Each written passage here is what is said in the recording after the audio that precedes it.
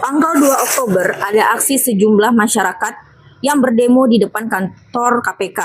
Aksi ini yang menariknya di sini, Pak, ada mantan Jenderal Purnawirawan yang ikut dalam berorasi untuk menuntut mengadili Bapak Jokowi. Menurut Pak Ferry sebagai selaku praktisi hukum dan lembaga masyarakat, apa urgensinya dari aksi tersebut, Pak? Ya baik, ini memang menjadi satu tontonan yang menjadikan kontroversial ya di tengah-tengah masyarakat, khususnya para pengamat ya dan para politikus kita. Dan yang paling membingungkan dan membuat galau saat ini justru para lembaga penegak hukum ya, khususnya KPK itu sendiri, karena di depan gedung KPK ya aksi ini. Nah, tadi kan ada mengatakan yang aksi itu pada umumnya adalah mahasiswa ya atau masyarakat yang menuntut keadilan, kan begitu. Tapi kali ini kita lihat memang sesuai dengan pemberitaan di berbagai media bahwa yang aksi tanggal 2 Oktober itu justru dihadiri oleh para petinggi-petinggi yang tidak sembarangan dari kalangan jenderal-jenderal di TNI. Ada dari TNI Angkatan Darat, ada mantan jenderal dari TNI Angkatan Laut, begitu ya. Itu yang kita lihat ya di dalam aksi itu. Nah, sesuai dengan pemberitaan di situ disebutkan bahwa para aksi yang melibatkan purnawirawan jenderal ini ya, seperti Pak Fakrul itu misalnya kan mengatakan bahwa tangkap dan adili Jokowi. Ini kan memang menjadi sesuatu kemudian membuat mata seluruh rakyat Indonesia itu kan ibaratnya menjadi satu terperanjat gitu ya. Kenapa? Bayangkan mantan Presiden Republik Indonesia ke-7 itu Bapak Insinyur Jokowi disuruh ditangkap oleh KPK dan diadili. Nah, jadi Anda harus tahu dan masyarakat perlu kita berikan edukasi soal masalah proses penegakan hukum terhadap warga negara Indonesia apabila ditengarai atau diduga misalnya melakukan satu kejahatan. Katakanlah itu korupsi gitu ya. Jadi ada namanya istilahnya praduga tak bersalah atau presumption of innocence. Ya, artinya praduga tak bersalah harus diberlakukan kepada setiap warga negara. Konon apalagi ini mantan Presiden Republik Indonesia yang justru fakta menunjukkan, ini kita bicara fakta dan data, bahwa justru saat ini mayoritas masyarakat Indonesia yang terdiri dari 280 juta jiwa itu justru masih mencintai Jokowi sekalipun dia sudah mantan gitu ya. Dan demikian pula dengan anaknya, karena juga di dalam teriakan-teriakan aksi tersebut kalau kita tidak salah ya, justru disebutkan Jokowi dan keluarganya. Yang masyarakat lihat sampai hari ini, Jokowi dan keluarganya merupakan masih sosok-sosok yang terbaik ya untuk kemudian diberikan kepercayaan memimpin bangsa ini.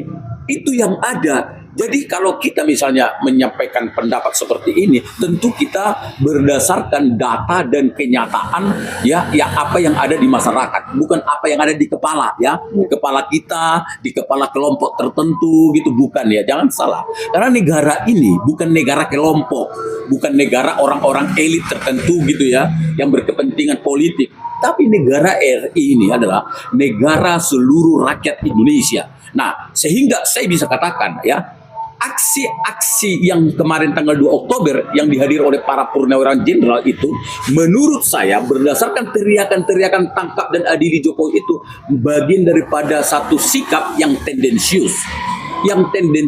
Dan terlalu dini untuk mengucapkan itu di tengah-tengah publik, di hadapan umum gitu. Kenapa? Sedangkan undang-undang kita mengatur ya soal para penegakan hukum, misalnya soal terkait penegakan hukum itu harus dilakukan secara prinsip hati-hati.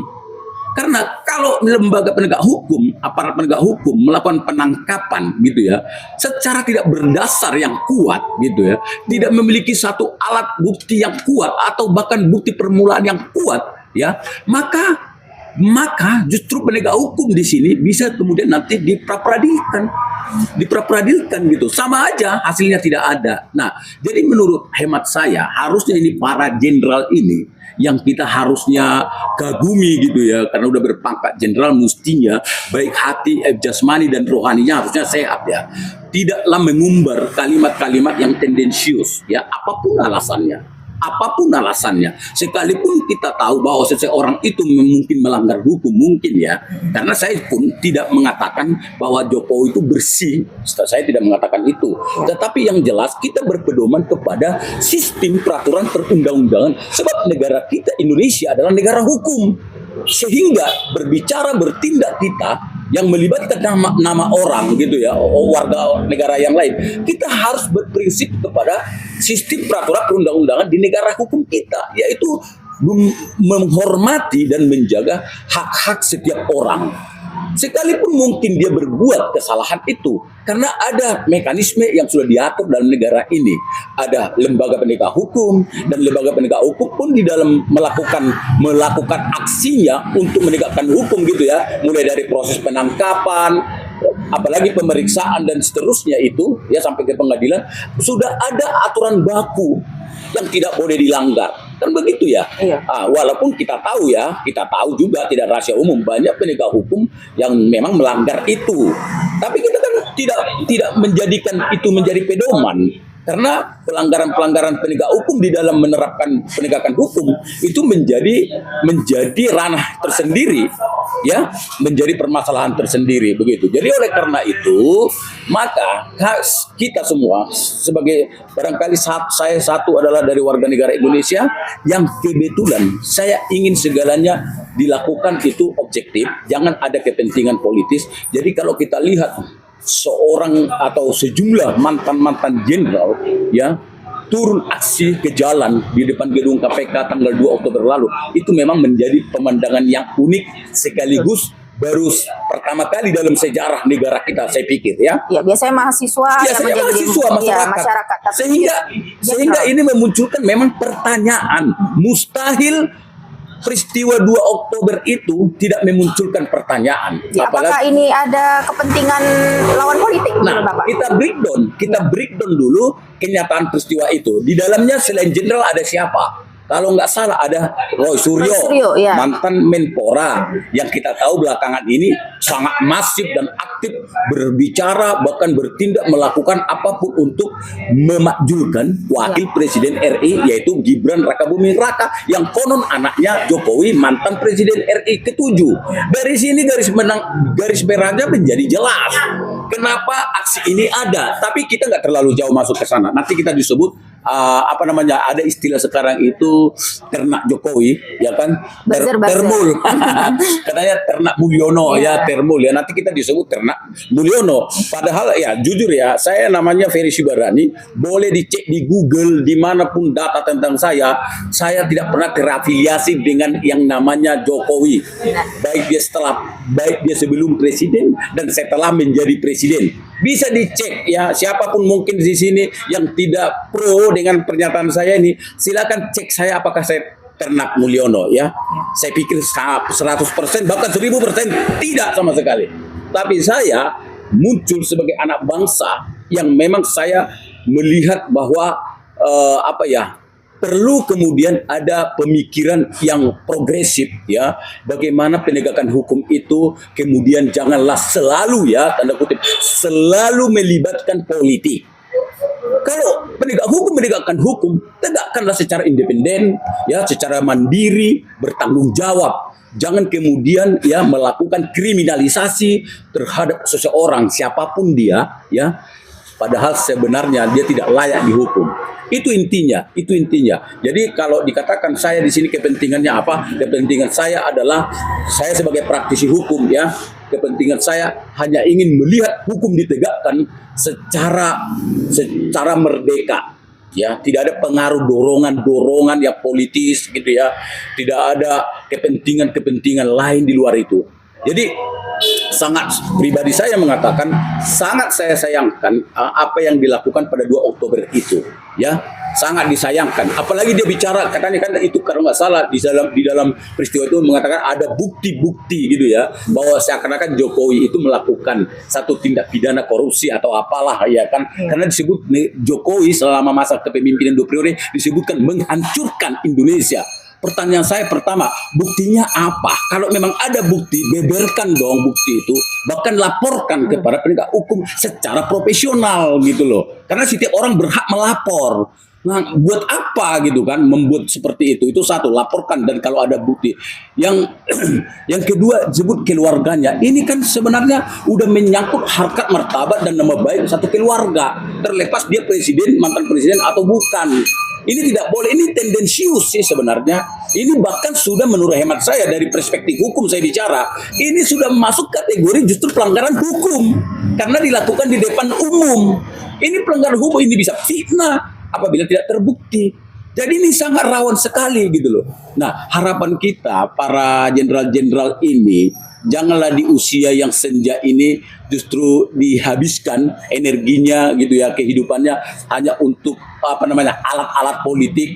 Karena menurut hemat saya ya, saya tidak melihat ada sisi moralitas di sini yang katanya untuk memperjuangkan kebenaran hukum lah atau untuk memperbaiki bangsa ini ke depan. Saya tidak melihat itu. Justru saya melihatnya justru terkesan ini adalah suruhan, bayaran atau apalah namanya gitu loh. Tidak terkesan ada unsur moralitas yang sebenarnya yang berjiwa nasionalisme, patriotisme gitu loh untuk memperbaiki negeri ini yang memang jujur sudah rusak gitu loh. Tapi siapa perusaknya? Ini harus dilakukan daripada hanya melakukan seperti ini yang kaitannya dengan keluarga Jokowi. Terlalu bosan masyarakat melihat ini, bosan, dan masyarakat udah pintar gitu loh. Masyarakat itu sudah tahu kemana arahnya ini. Mending para jenderal ini justru turut ikut serta mendukung bahkan membongkar kejahatan yang luar biasa di Pertamina. Karena itu sudah menjadi fakta hukum karena di dalam penyidikan Kejaksaan Agung yang justru melibatkan kerugian negara 1 kuadriliun. Bayangkan itu. Bayangkan itu. Kalau memang para jenderal ini original ya pemikiran dan tindakan itu untuk membongkar kejahatan di negara ini ya. Itu baru satu Pertamina. Hampir seluruh BUMN di Indonesia termasuk itu bank-bank plat merah yang disebut itu, semuanya di dalamnya itu banyak penjahat, mafia keuangan negara.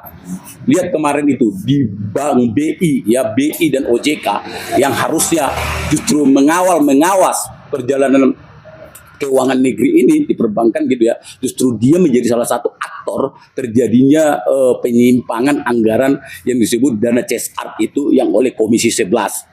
Ya kan, itu misalnya kan. Jadi para jenderal ini kalau memang betul hatinya untuk perbaikan negeri ini, khususnya dari sisi korupsi, ya harusnya ini loh yang mudah menjadi fakta hukum. Kan begitu ya, dorong gitu kalau memang betul itu niatnya. Tapi saya nggak melihat seperti saya katakan tadi sisi moralitasnya untuk memperbaiki negeri ini. Jadi lebih kepada justru kepentingan politik gitu loh. Ya.